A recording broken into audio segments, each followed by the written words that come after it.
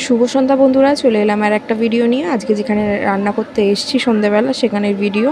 তো আজকে সেখানে আমি রাজমা রান্না করছি। রাজমাটা আমি 4টে সিটি দিয়ে নিয়েছি, আর নুন হলুদ দিয়ে আমি সিদ্ধ করেছি এটা। তো কুকারেই বানাবো। কুকারে বানালে লাস্টে যেহেতু সিটি দিতেই হবে, কুকারেই বানাচ্ছি। সাদা তেল আর ঘি দিয়ে নিয়েছি কুকারে। আর এখানে দেখো কিছু ফোড়নে দেবো বলে শুকনো মশলা বের করেছি। এখানে তেজপাতা, লবঙ্গ, দারচিনি, জিরে আর হিং, এটাই ফোড়নে দেবো। ফোড়নে দিয়ে দিয়েছি দেখো ঘিয়ের মধ্যে। তো এখানে কুকারের মধ্যে ফোড়ন দেওয়ানোর পরে এখানে বারিক চপ করে রেখেছিলাম পেঁয়াজ, তো সেটাকে দিয়ে দিলাম। আর যেহেতু দিদিরা অনেক ঝাল খায়, সেই পরিমাণ মতো আমি ঝালও অ্যাড করলাম। তো এখানে ভালো করে একটু লাল লাল করে ভেজে নিচ্ছি। তো অলরেডি একটু একটু ভাজা হয়ে গেছে। তো একটু আদা রসুন বাটা পরিমাণ মতো আমি দিয়ে দিলাম। তো এইটা দিয়ে ভালো মতো কষিয়ে নিয়ে এর মধ্যে টমেটো কুচিটা অ্যাড করে দেবো। টমেটো কুচি অ্যাড করে দিলাম। এবারে ভালো মতো এটাকে নাড়াবো। টমেটোটা গলে আসলে একটু ওর মধ্যে কাশ্মীরি রেড চিলি দিয়ে দেবো।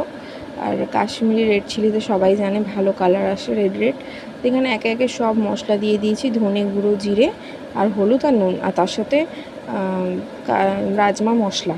তো একা হাতে ভিডিও করি, ওই জন্য দেখাতে অসুবিধা হবে বলে দেখালাম না।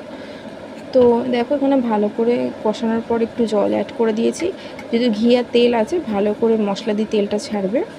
তো দেখাচ্ছি কি সুন্দর কালারটা আসে।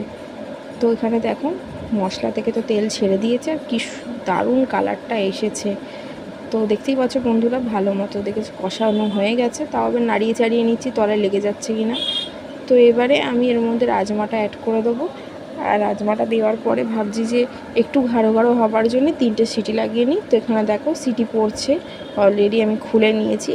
আর যে এক্সেস জলটা আছে, সেই জলটা মরে যাবার জন্য, মানে একটু যাতে কমে আসে, তো ওই জন্য আমি গ্যাস অন করে বসিয়ে রেখেছি। আর এখানে টেস্ট করছি নুন ঝাল ঠিক আছে কিনা। তো পারফেক্টই আছে। তো এবারে ধনেপাতা ছড়িয়ে দিলাম, আর রাজমা তো কমপ্লিট। তো ভিডিওটা ভালো লাগলে লাইক, কমেন্ট, শেয়ার, বাই।